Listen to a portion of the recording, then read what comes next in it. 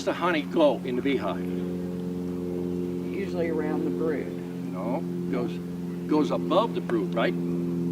Oh, well, when they, yeah. Okay, if you got honey down here, you need brood. Get that and rotate it up to a top box. Okay. Okay. Now, the main thing people want beehives for is, I ask them, why do you want the beehives? Everybody says, I want to make honey. The first thing, the next thing you tell you is, I put a queen excluder on it. What are you doing that for? And you know what their answer is? I don't want brood in my honey. Right? That's the common answer. Doesn't it make more sense? If that queen is that good, here's what an average queen does. This is 9 and 9. It's 18 inches. An exceptional queen is 24. That's to here. If I got brood up here, the most logical thing, if I want to make honey, add another box.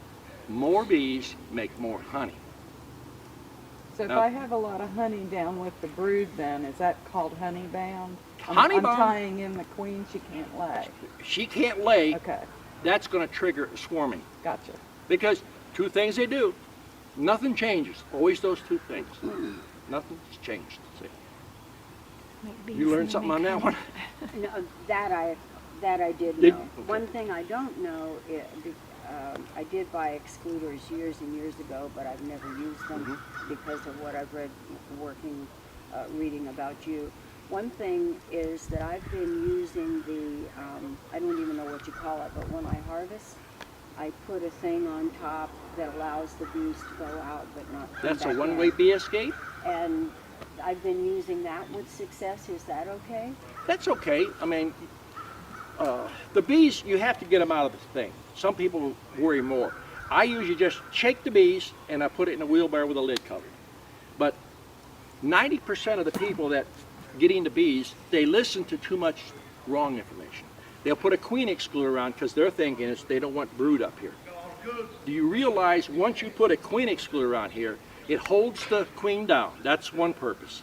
The next thing, those other bees, they have to squeeze through these narrow places to come up. The minute they do that, it shortens their life. It wears their wings up 50% quicker. They don't tell you that because they're trying to sell you queen excluders. They're trying to sell you metal. They're trying to sell you screen bottom boards. I'm not trying to sell you a thing. Common sense, reason it out. If you have a question, that's the time to ask. And I don't have the answers. Everything I'm telling you is it come out of my back pocket. I don't have the government subsidizing my mistakes for years and years. I have 2 hives from years ago, 2 hives with screen bottom. Why is that not a good idea? Okay, common sense. Okay, look at my foot. Is that wet? Yep. Now you see that sun there? Where's that moisture going to go? It's going to get absorbed. No. Rise up. Oh, If it rise rises up up, where's it going then? into my bees, Now what do killing them and killing them. Now what do you got? You got a moisture problem. You got a fungal problem. Ah, You learn 2 things there. at least. What if They- you were higher off the ground? If you're higher off the ground, moisture vapors does that. still rise. Yeah, I'm about 3.5 feet or whatever that is. Your bottom board, which is there, shouldn't be no higher than your kneecap. Okay, well my bottom board is. My bottom board's about here. Well, no honey flow. The queen can't lay here. You have to wait till the bees draw this down. But if you put a full sheet in here, see the embossing on here? That queen can lay in each of these little indentations. They'll draw the comb out as the cells developing, the larva. It puts you down the road to make money about 5 to 7 days at least. But I put a lot of starter strips in to kill the honey flow.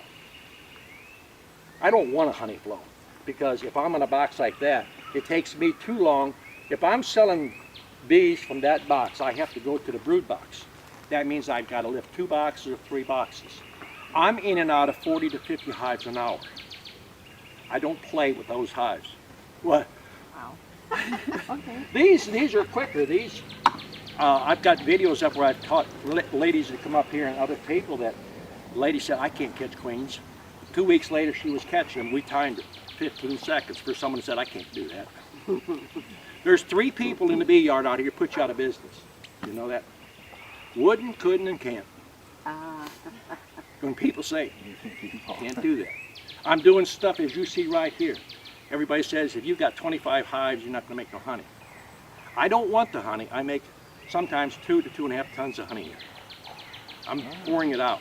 If I have students that wanna buy it by the bucket, I sell it to them. Money is in the bees. I don't know if people explain all that to you. I haven't heard that. If you wanna sell honey- you want to start, place to start is making honey, right? Yeah, they all make To get a honey. real Yeah. good, okay. But see, every bee club around will not tell you the drawbacks.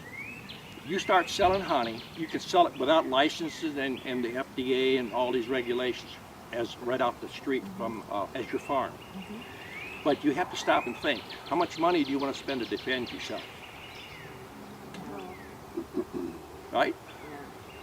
What if you get busy selling honey in the woods all the time?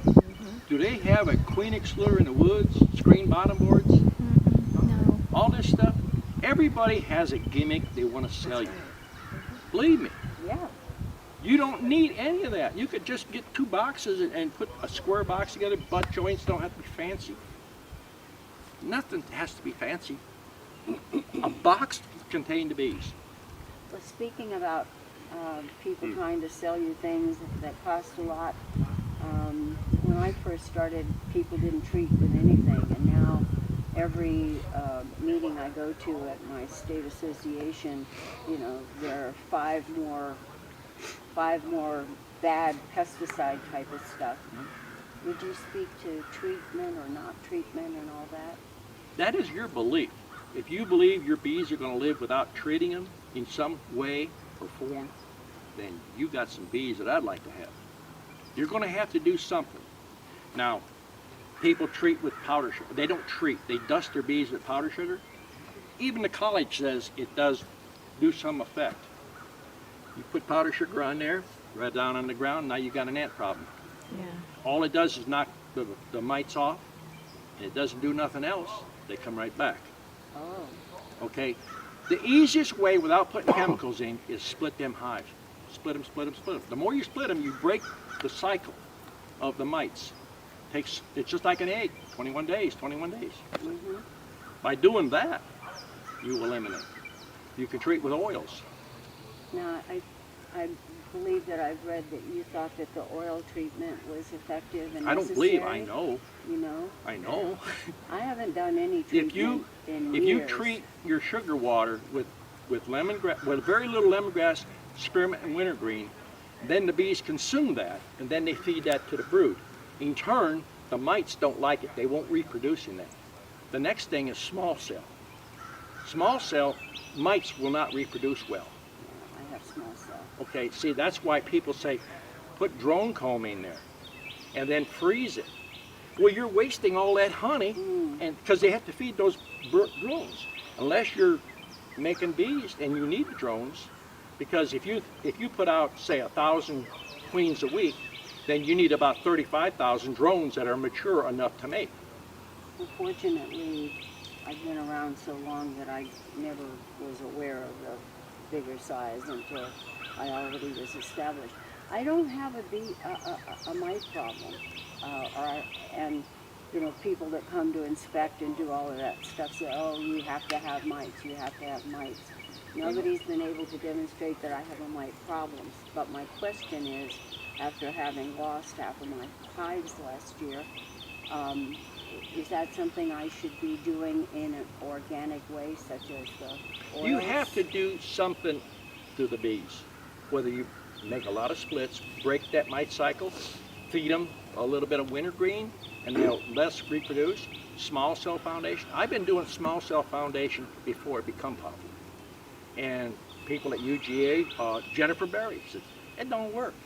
Why all of a sudden has she switched to small cell? That's I've right. done things, and they're documented by the date on YouTube in 90 and 91 that people left it.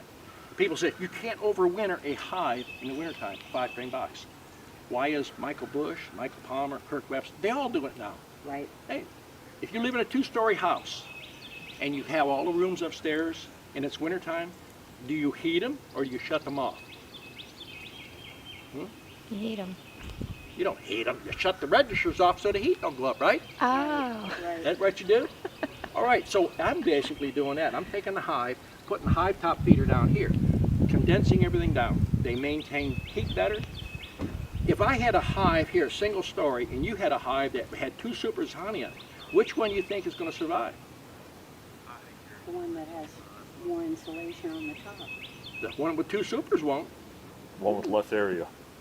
Less hairy, well, they got more area to heat. So when they heat, they have to eat honey, right? I thought you said it would have a hive top on the Well, if I have a bottom. hive top here, but I'm comparing that with a hive top in a single story to Oh, a hive that has 2 supers of honey in it. Right. See? Exactly. You have more area to heat, and they have to eat more honey to create the heat. So they basically, they eat themselves out of house and home.